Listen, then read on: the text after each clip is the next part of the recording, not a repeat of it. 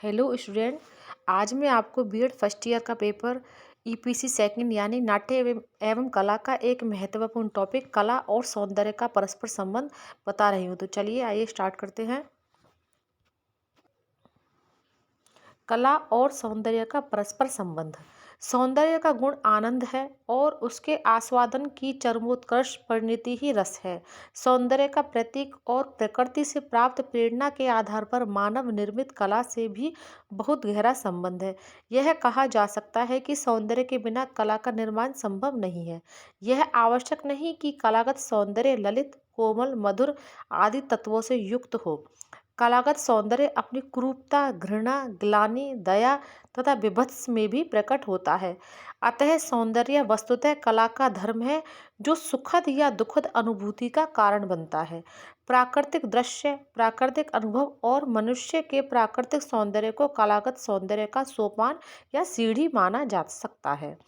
कला तथा सौंदर्य एक दूसरे से जुड़े हुए हैं, क्योंकि कला में सौंदर्य, आनंद और रस होता है। सामाजिक दृष्टि से वही सुंदरता सौंदर्य की परिधि में आ सकती है जो सामाजिकता, नैतिकता और मानव की चारित्रिक उत्थान से संबंधित हो।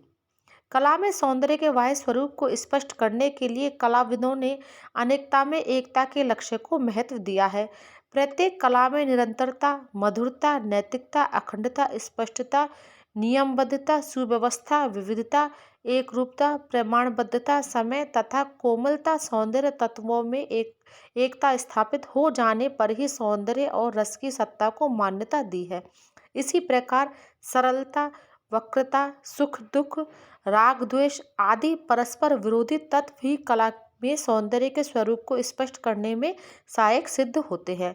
आंतरिक भावना में ही पूर्ण अविलंबित होने के कारण सौंदर्य की कोई निश्चित या नियमित रूपरेखा स्पष्ट करना निश्चित नहीं है, वरन यह तो अपने संस्कारों, दीक्षावृत्ति और इच्छा शक्ति पर निर्भर करता है, जिसके कारण किसी व्यक्ति को जो वस्तु एक समय सुंदर लगती है, विभिन्न परिस्थितियों में असुंदर लगने लगती है।